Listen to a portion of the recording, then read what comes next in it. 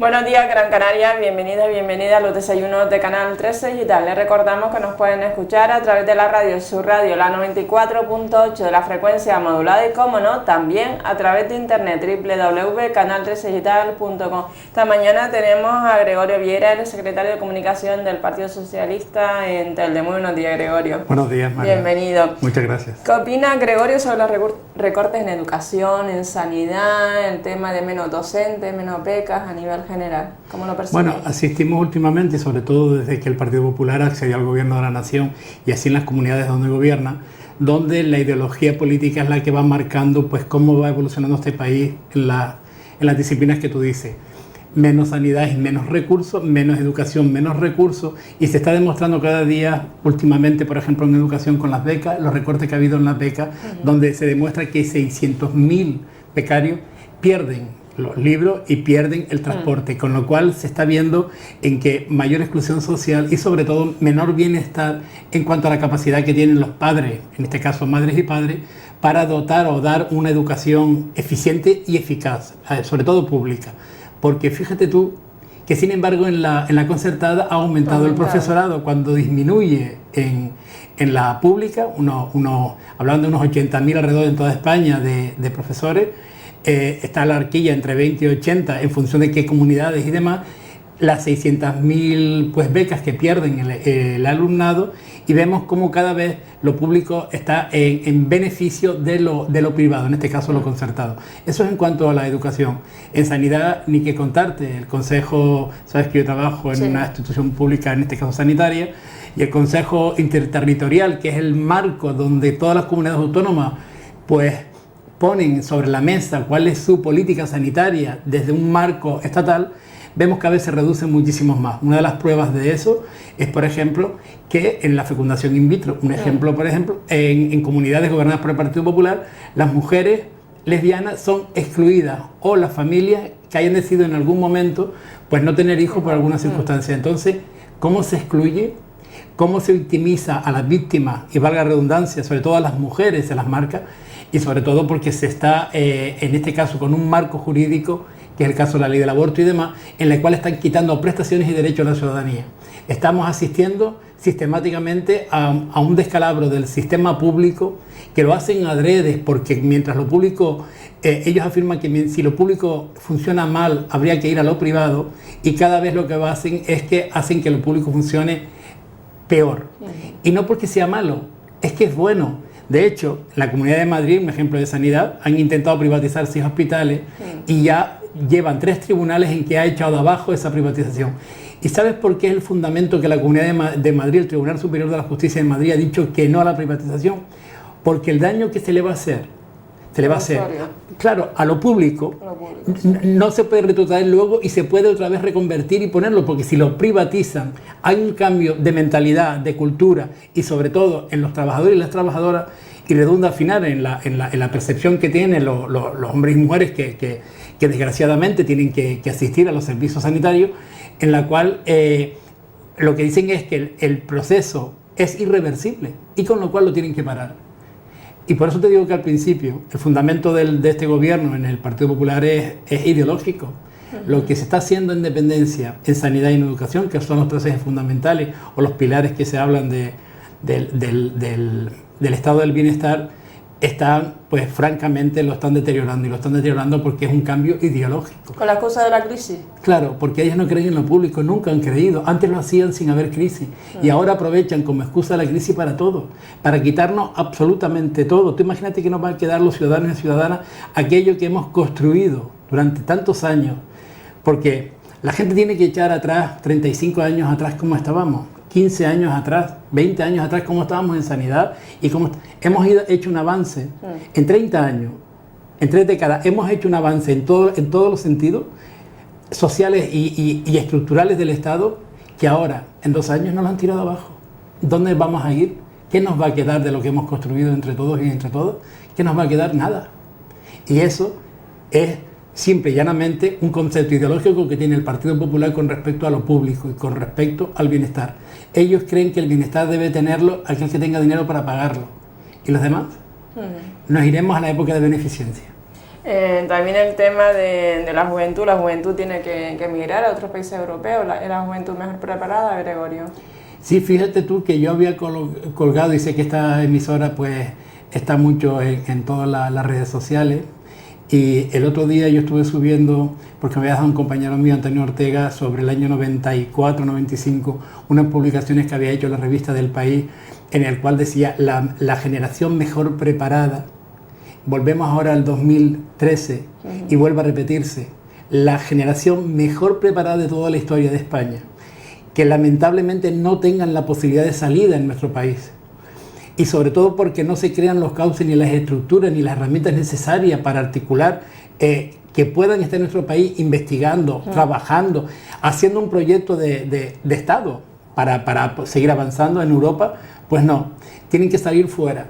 Y tienen que salir fuera, y lamentablemente ahora nos estamos enterando, que tienen que salir fuera gente muy preparada para trabajar en aquello en lo que realmente no han estudiado.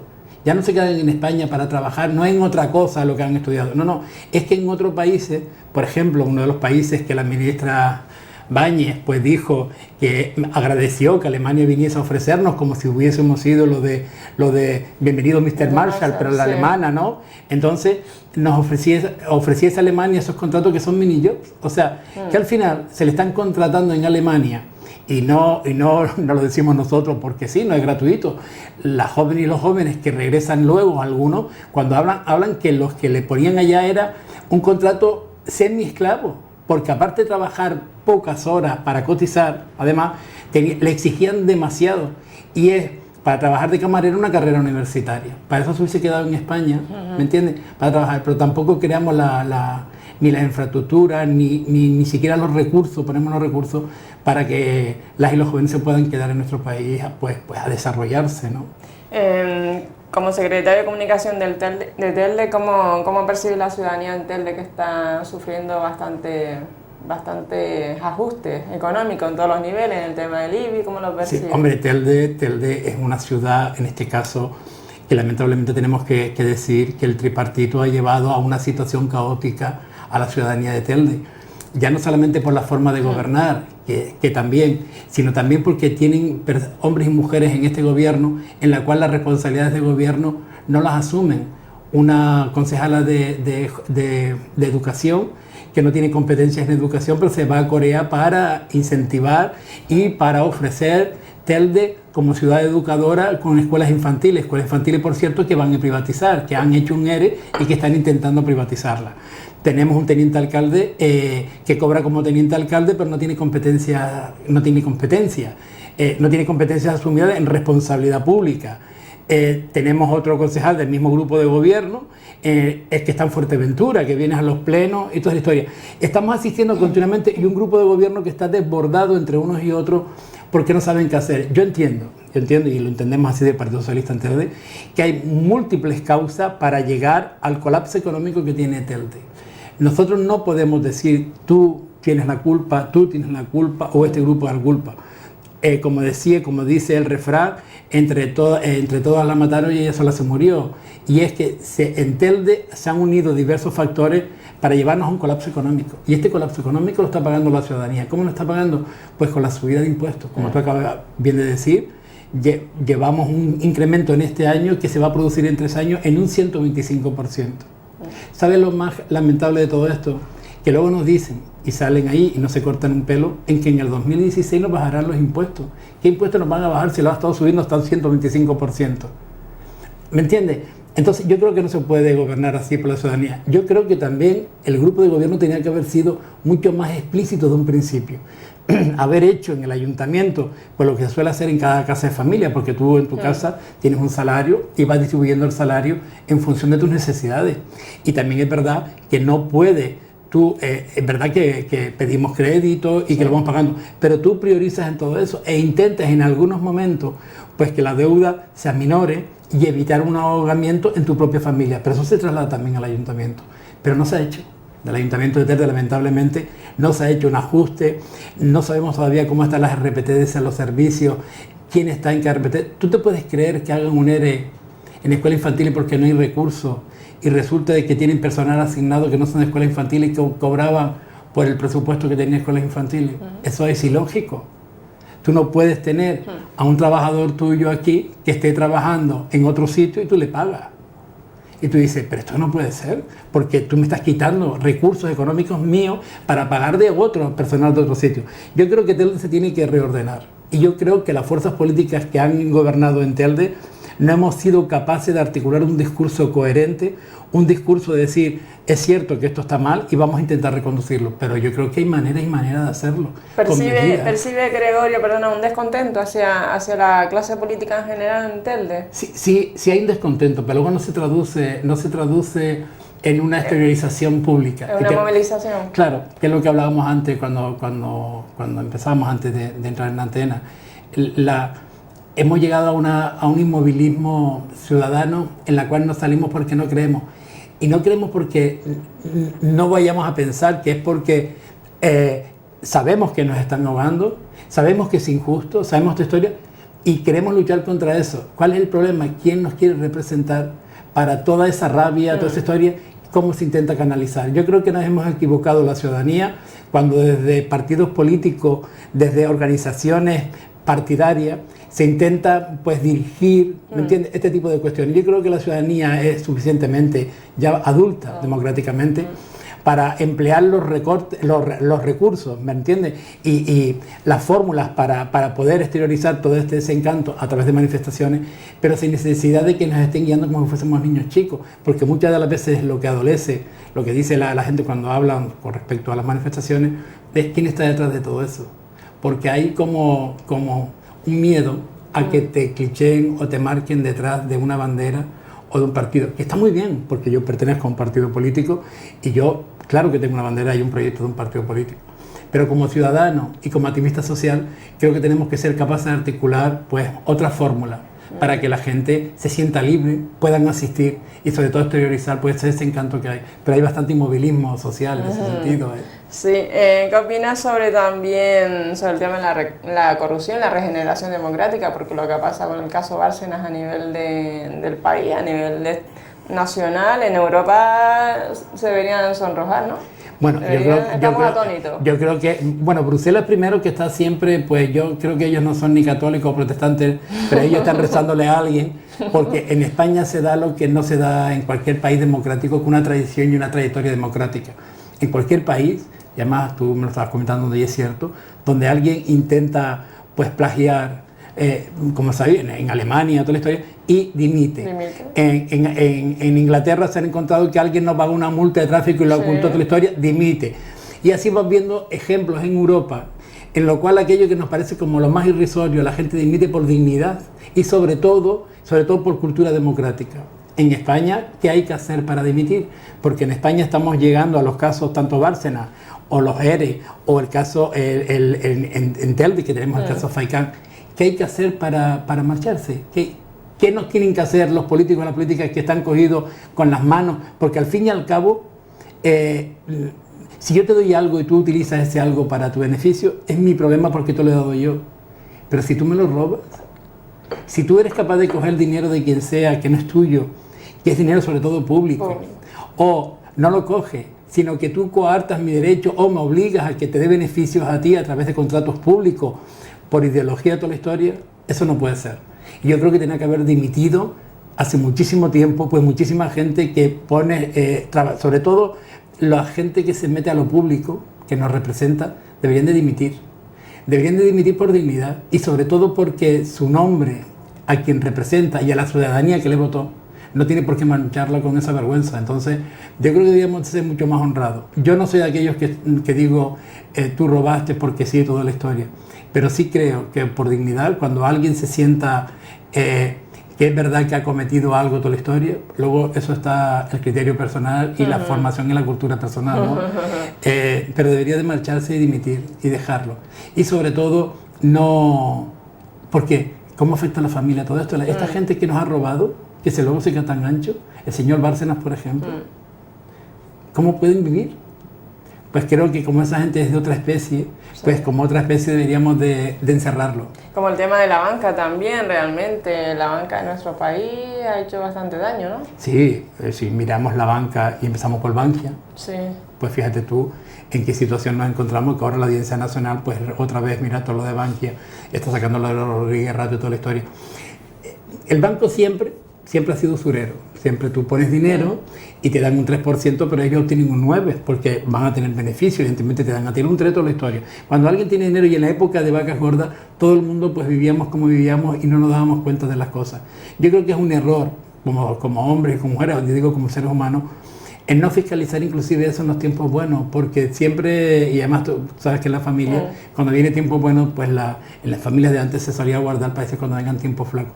Pero en este caso, los tiempos flacos los tuvimos que pagar nosotros, porque hemos tenido que ser rescatados para ayudar a la banca española. Y sin embargo no hemos ido al rescate de las personas. Hemos rescatado bancos y no hemos rescatado personas, porque esto de que tengamos una ley hipotecaria en la cual te obligue que encima te quitan la casa, encima la tienes que seguir pagando, toda la historia, eso no se ha rescatado a las personas. Sin embargo, al banco que hace posible que te cobre todo eso y encima te quita tu propia dignidad porque te echan de tu casa y encima tienes que seguir pagando, se ha ido a rescatar eso. Y los bancos se han aprovechado de todo esto. Y yo creo que no es justo ni es lícito. Por eso decíamos de que la banca tiene que ser como mucho más pública de lo que hemos permitido. Banca privada, bien, pero su servicio es público y como público su servicio tienen que contribuir a este mantenimiento. Y yo no tengo por qué pagar los errores que ha cometido la banca, porque por cierto, los errores de gestión de la banca lo ha cometido su Consejo de Administración, que al fin y al cabo es quien ha votado ese tipo de política. ¿Por qué tenemos que pagar la ciudadanía ese rescate a la banca y sobre todo someternos a los criterios como las preferentes en Bankia ahora, o nos estamos enterando, este señor Entelde, que hablamos antes con las preferentes en el Banco Santander? Pero si es mío el dinero, pero si ustedes me han quitado absolutamente todo, ¿cómo pretenden ahora que yo asuma el rescate de ustedes? Yo no estoy de acuerdo en que se hayan rescatado los bancos, prefiero rescatar a las personas. Y sobre todo que si los bancos han gestionado mal, que paguen las consecuencias, y si ha desaparecido el banco, que desaparezca, que no pasa nada, no pasa nada. Para aquellas personas que se acaban de incorporar a los desayunos de Canal 13 Digital, nos encontramos con Gregorio Viera, él es secretario de Comunicación del Partido Socialista Canario de la ciudad de Telde. Gregorio, en medio de una globalización cada vez más acentuada, ¿qué sentido tiene hoy ser canario? Algo más que tocar las chácaras, porque vi que fuiste a la romería del Pino, como mucha gente, se dice de canario, y sientes el tema de ser canario hoy en día. Sí, lo que sucede es que la gente, la utilización torticera de un evento como por ejemplo, yo soy agnóstico en cuanto a la creencia, pero culturalmente la romería ofrenda me parece que es un signo que demuestra pues a la gente de bien, sí, y sobre todo porque somos capaces de aportar algo para ayudar a otra gente que no tiene, que luego es cuestionable los trasfondos de toda esa historia, también es cuestionable la parte religiosa o de creencia, pero yo sí participo como hecho cultural. Fíjate tú que yo me identifico mucho como canario, yo defiendo la identidad y la idiosincrasia como pueblo, pero no me pueden hurtar que yo soy un ciudadano del mundo. O sea, yo no me puedo creer que mi frontera sea 7 islas, porque no lo es, ni siquiera es un Estado español, ni siquiera es Europa, porque cuando los seres humanos nos limitamos por fronteras o hacemos nacionalismo puro y duro en contra de otros nacionalismos, porque al fin y al cabo no dejan de ser nacionalismo, y te pongo como ejemplo entre el catalán y el nacional español, al fin y al cabo no dejan de ser una lucha entre dos nacionalismos, uno de un territorio concreto que es Cataluña y otro pues el Estado español que es el nacional, sobre todo el que defiende el Partido Popular. Yo una cosa que te voy a poner como ejemplo es, sabes que ahora pues Cataluña está intentando en esta solución soberana de poder el derecho a decidir, que me parece muy bien. Pero yo les preguntaría, ¿y si ahora Tarragona o Badalona decide en su derecho que sí, que Cataluña se puede independizar del territorio español y que Tarragona quiere hacerlo de Cataluña? Es como si Canarias decidiese independizarse y crea pues una nacionalidad canaria fuera del Estado español. ¿Y si luego la provincia de Santa Cruz de Tenerife decide independizarse de la provincia de Las Palmas? ¿Qué hacemos? No tendrían el mismo derecho a hacerlo, toda la historia. Yo creo que estamos en un proceso erróneo.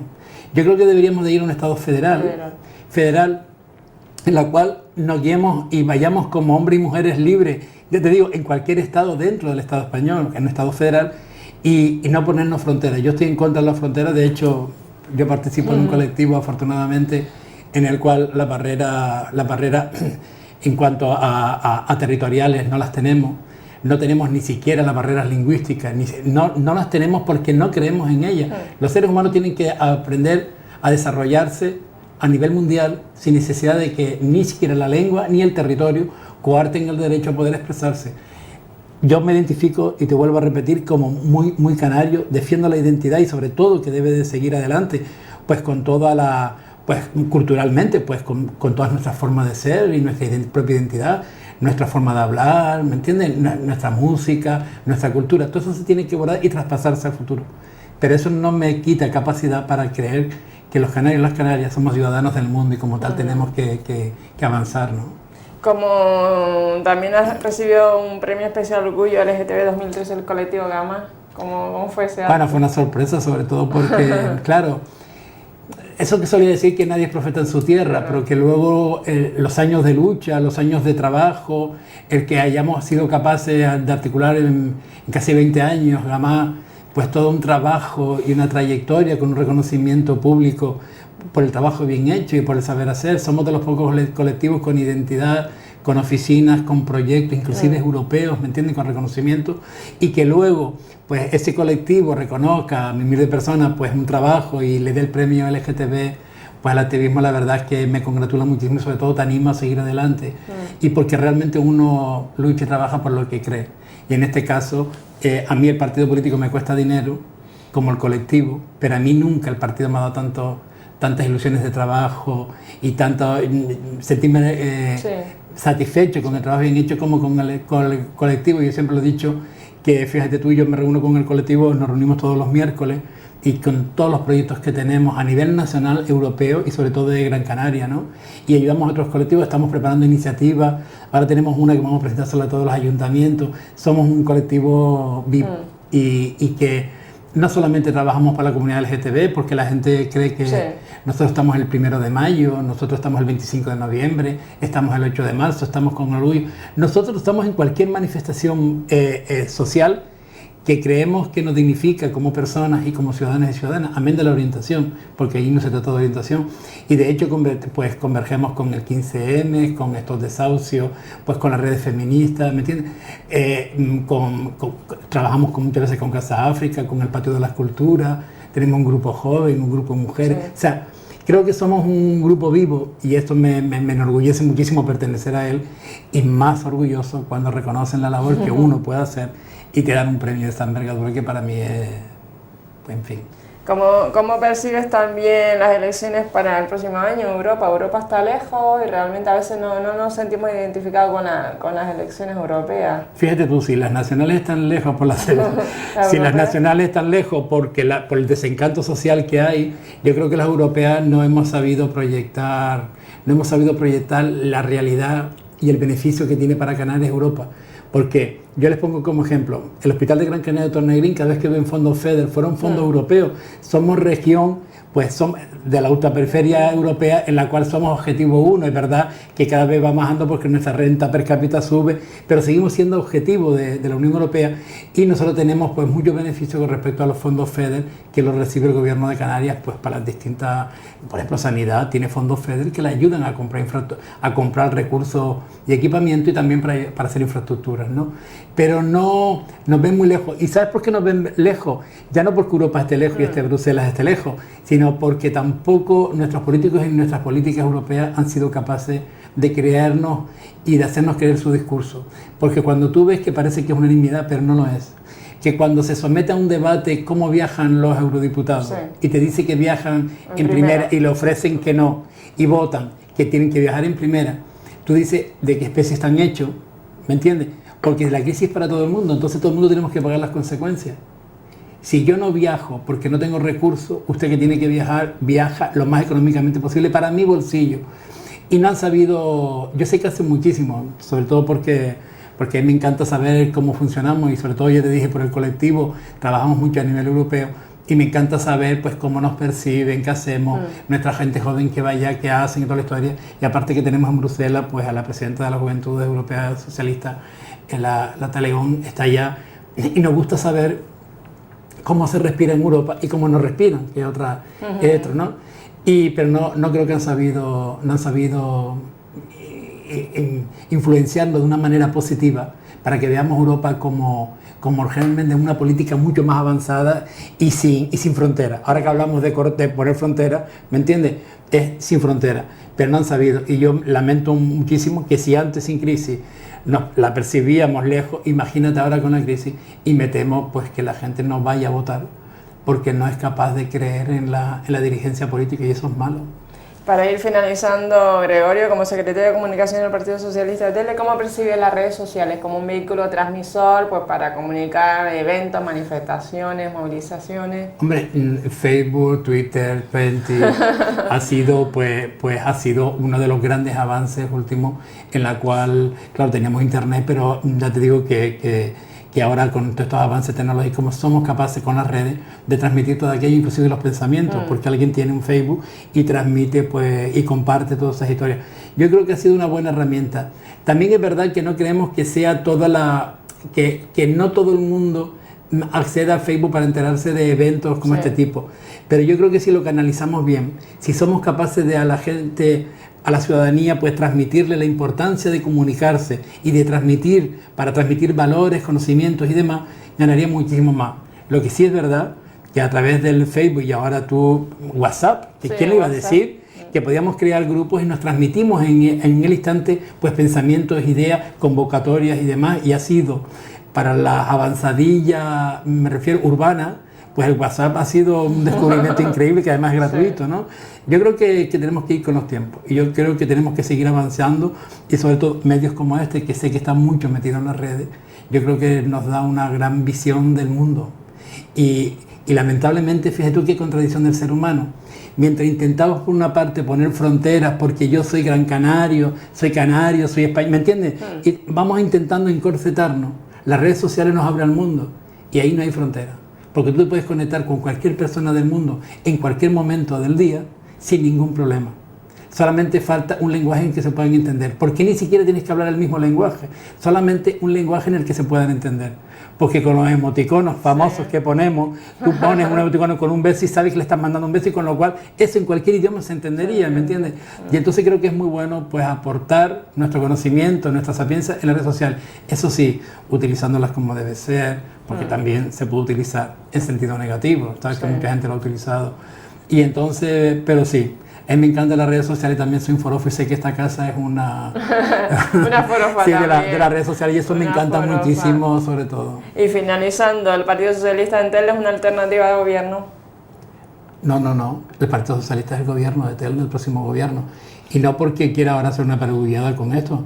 Yo creo que nuestro secretario general Alejandro Ramos Guerra, que es una persona joven, preparada, es un discurso completamente distinto, y es un discurso fresco, no es un discurso dejado por el partido, ni siquiera a nivel partidario, pero sí es verdad que es un hombre honesto. Yo cuando decidí apoyarle a él y estar con él compartiendo este espacio, que yo le agradezco muchísimo que haya contado conmigo, que al principio no quería porque esto es trabajar más, pero tiene un buen discurso, y sobre todo porque se cree lo que está haciendo, y es una persona honesta, y él es capaz de mirarte y decirte qué es lo que está pensando, y no te va a prometer aquello que no te puede dar, y sobre todo porque cambia el discurso que hasta ahora hemos tenido como partido en Telde, y cambia el discurso de los partidos que están en Telde.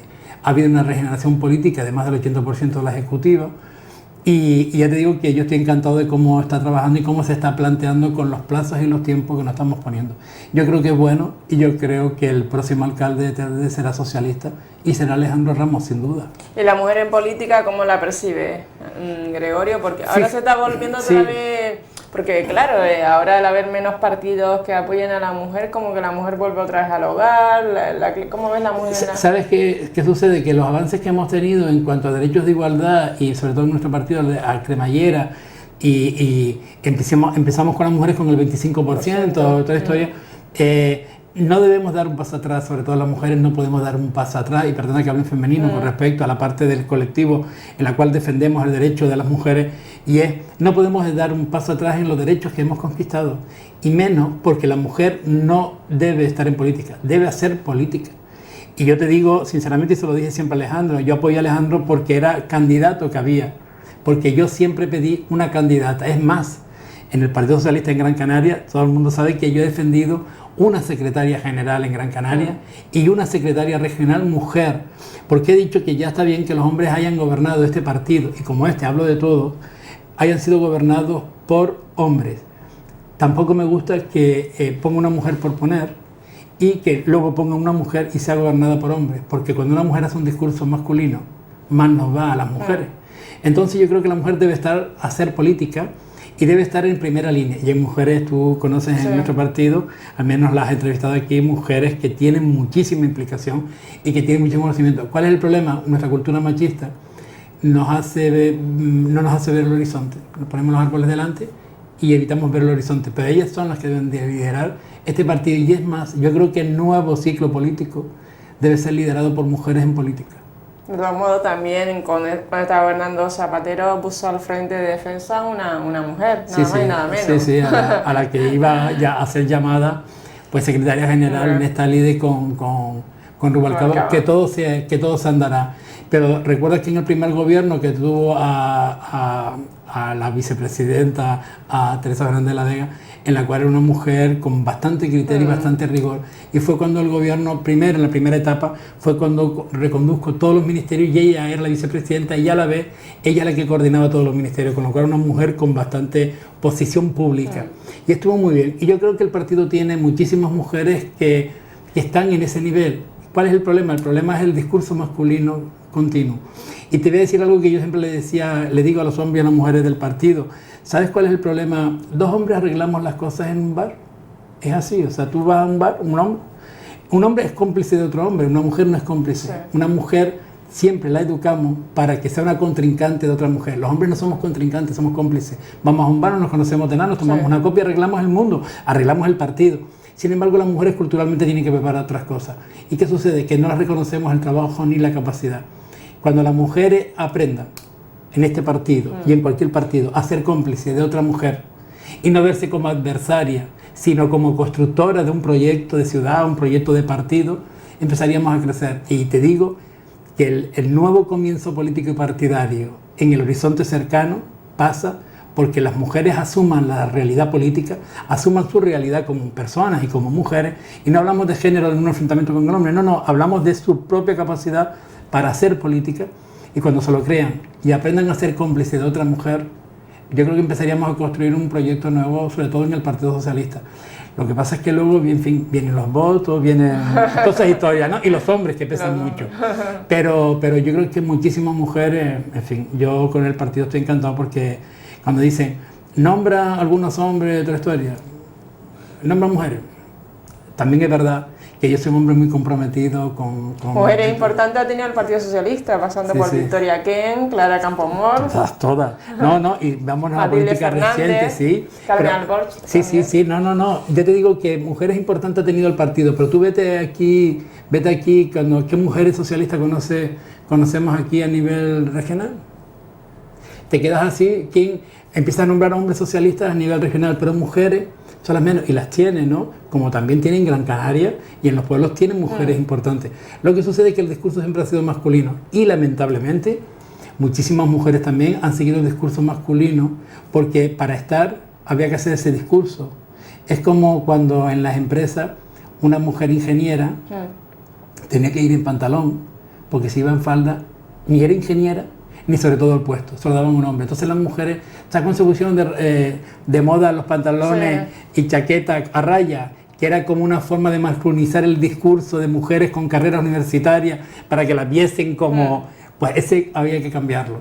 Y una mujer puede ser muy femenina y ser la mejor ingeniera del mundo o la peor.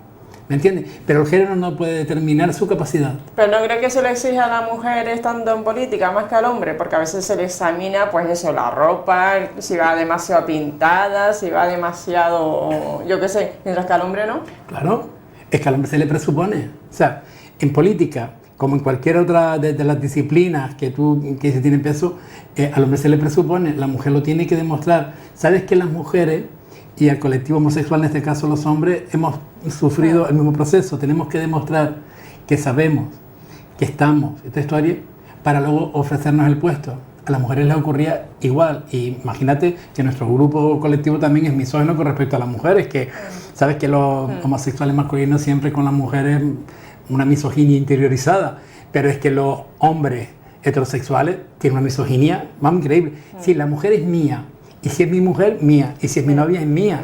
No, pero yo puedo ser de quien sea. Ese discurso que lo vemos como tan así, tan ramplón, eso ha llevado a una cultura en la cual tienen el sentido de propiedad. Ese sentido de propiedad que las mujeres han ido transmitiendo durante todos los años por cultura, ha hecho posible que la mujer se vea siempre en segundo plano. Y decía, detrás de un gran hombre, esa frase de detrás de un gran hombre siempre hay una gran mujer. Mire, perdone, detrás no, está al lado e inclusive a veces delante, pero se le quita. Y en los partidos ha habido ese problema. Las mujeres han sido bastante, en cuanto a discurso, bastante comedidas, porque había un hombre que hacía el discurso.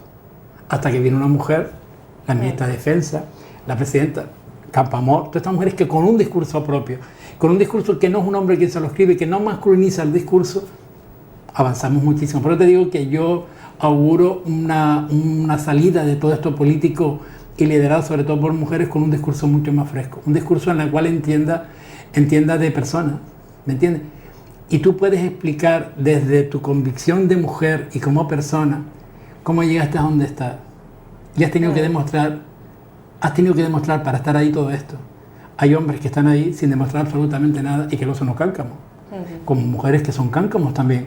Pero la mujer ha tenido que luchar y demostrar todo lo que sabe para estar ahí. Y los hombres no hemos tenido que luchar para eso, se le presupone. Y en un partido, ni que contarte te digo. Eres varón, tienes voto y tú... Pero en fin, yo auguro un buen proyecto para las mujeres del PSOE y creo que hay, sobre todo en Gran Canaria, hay muchas mujeres que están muy bien y que deberían de dar el paso. Muy bien, pues muchísimas gracias Gregorio Villera por estar aquí esta mañana. Gracias, un saludo muy cordial. A ti por invitarme, muchas gracias. Espero que la entrevista con el secretario de Comunicación del Partido Socialista Canario de Gregorio Villera haya sido sagrado. Y terminamos con un proverbio chino que dice: si te caes 7 veces, levántate 8. Esta entrevista será colgada en el día de hoy en el Facebook de Canal 13 Digital. Muy buenos días, Gran Canaria.